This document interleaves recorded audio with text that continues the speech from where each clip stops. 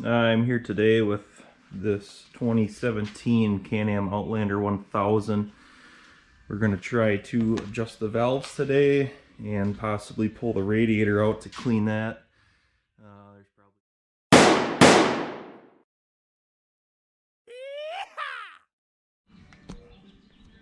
You're going to want to take off this side panel here. So we're going to have to take this shroud off, take the seat off. This instrument cluster will pop off like that. And there's going to be a screw right there, a push lock there, and then that should pop up after you pull on it. And then there'll be another push lock behind there. You'll have to take that off, and then this black cover will come off with it. I think there's another push lock. Yeah, there's another push lock under there. It'll have to come off. Now that we have the side panel off and also the inner splash guard off, which that will come off in two pieces, as you can see. There's going to be a bolt there, and same on the other side. And then there's going to be two more of those push locks up there. Looks like an air duct up there. Take those push locks off, and once those four bolts are off, lower radiator hose, up radiator hose on the other side. Looks like this radiator should be able to slide right out of here.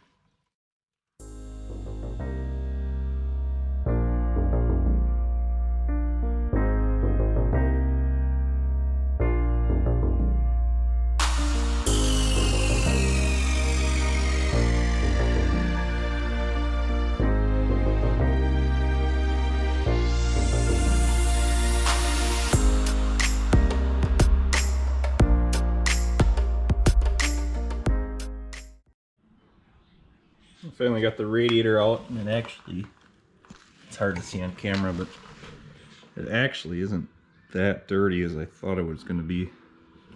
But we'll clean it out, flush it out, and yeah, it's just a matter of those four bolts. One bolt on each corner, then two push clips, and then upper and lower radiator hose. It actually came out pretty easy. So actually we have a little bit of an issue. This is on the back side. See all that dirt packed in there? So we're going to take this and we'll soak it in some hot water, and then we'll flush it out. I just got the exhaust heat shield off. There's two bolts here, bolt there, and a bolt up there. And we have access to the cylinder, but I think we're going to have to take out this CVT breather. Should be just be a tube and a clamp. Should be able to snake that out. This boot comes off, and that gives us some access to that valve cover. I got the valve cover out.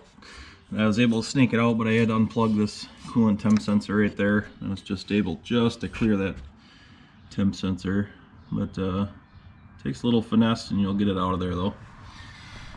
And then we'll move to the other side, get that cover off, and then take the inspection plug off on the right crankcase side there, and I should be able to find the timing marks and get it top dead center and adjust the valves.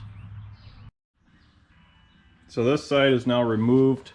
I ended up taking this hose off right here because it has a quick connect clamp on it instead of the factory crimped ones where you have to cut them off, and then I was able to get it out without removing this neck here. So that's okay, because that saves that seal. And do the same thing on this one. We'll get it top dead center.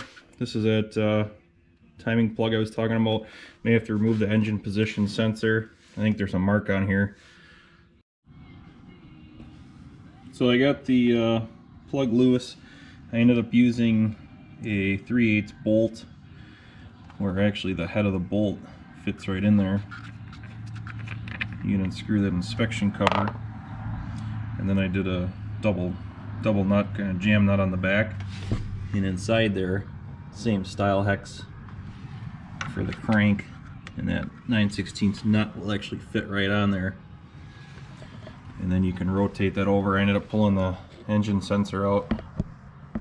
Can't really see down there. but there is a, off of the stator flywheel, there's a mark on there, and then you can see the two indentations on the cam gear. Get them lined up level with the head right there.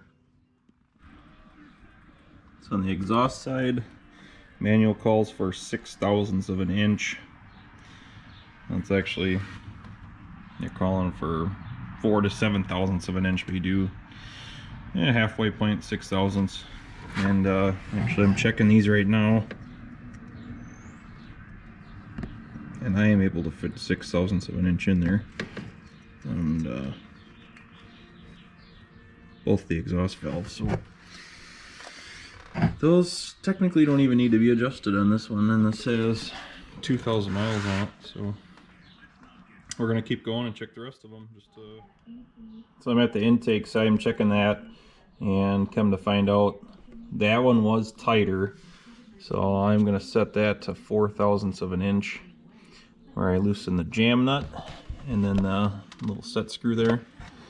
You just move it, tighten it with your fingers a little bit. Just get that feeler gauge snug in there. Don't make it tight. You have to force it out or in. Just have a little bit of gradual resistance on that.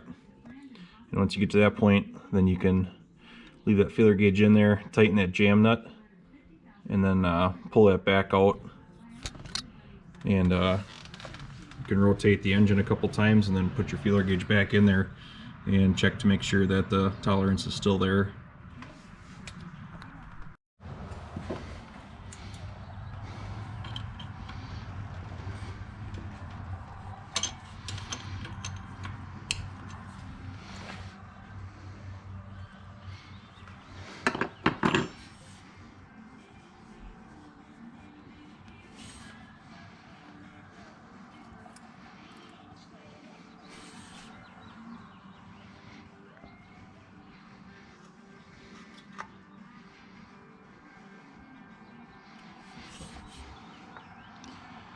Let me just tighten that down.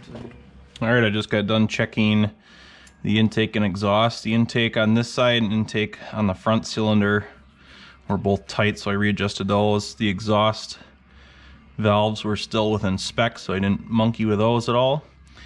And we got the radiator sitting in some hot water getting cleaned out. We'll flush that out, get the radiator put back in it, and then we're going to go ahead and put the valve covers back on, make sure these jam nuts are all tight, torqued to spec. I don't know the spec off the top of my head. And we're going to just do a reverse order and put everything back together. So we finally got it all back together here. Got the radiator back in, and then on these coolant necks here, there's that screw on top with the green gasket. You're going to crack that loose, and then the same on the other cylinder. Crack those loose, and then you can go ahead and fill your coolant reservoir, and then those will essentially get all the air out of the cylinder and fill it with coolant. Once coolant starts coming out of those, then you can tighten them back down. You can start the four-wheeler and let that run, let it get up to temperature and get all the air bubbles out, and then top it back off, and you can put the cap back on. This will be started up after adjusting the valves.